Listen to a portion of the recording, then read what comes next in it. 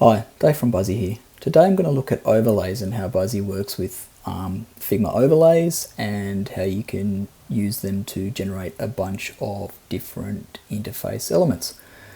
So here's a little website or app I've mocked up with Buzzy and Figma. It's responsive, designed for desktop though, but we'll scale down to mobile.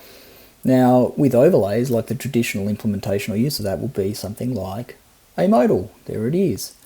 You note we've got some funky background effects. It's got both an image and a gradient happening at once. The modal's responsive.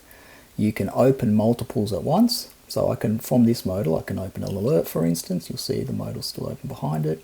You can close multiples as well. So if I close this alert, it'll close the modal as well, and I'm back where I started.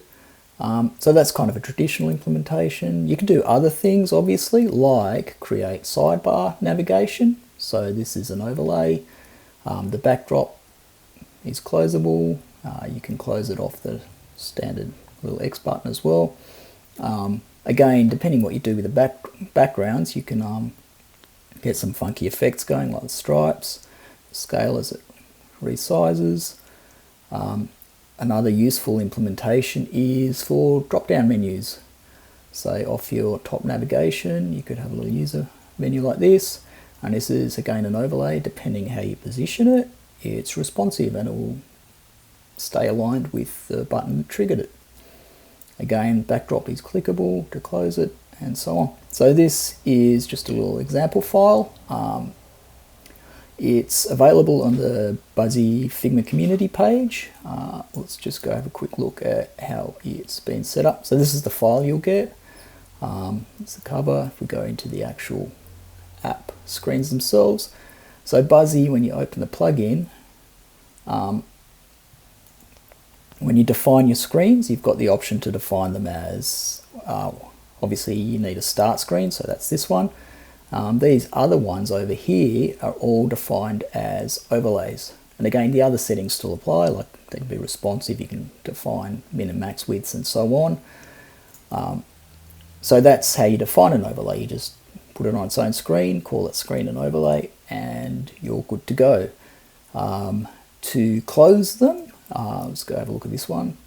So you can, again, depending what you do with the backdrop, if you decide to implement your own here, this one's got two background layers as well as the alert. Now this highlights a little gotcha that Buzzy might have. You cannot apply multiple fills to the same element. So I could have a single backdrop, but I couldn't apply an image fill as well as a gradient fill to it. I need to split it out into two. So that's just one little gotcha. This file demonstrates a bunch of different approaches to those backgrounds, and that's what these notes down below the screens actually cover. So if you go have a look at those, you'll see more details. Coming back to how we close them. So in this case, we've got a backdrop here.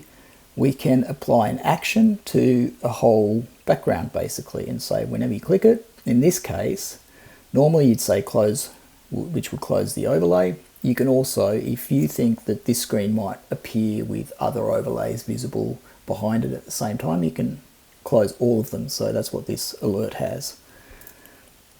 It's been defined to close all.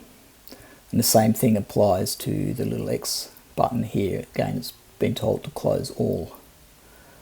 So yeah, that's basically, and these are the other screens. The drop down, you'll note the positioning, and this is critical. I'll position it in a way that I know when I look back at my masthead over here on my start screen, I know that's where the button is, so I know the coordinates of that.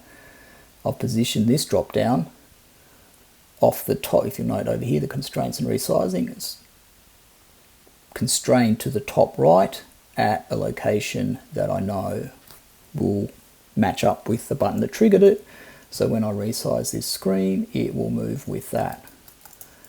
So yeah, go have a look. Just search for Buzzy in the Figma community. That's the file here. Go download it, publish it, and get your own little example of a bunch of overlay demos. Thanks for watching.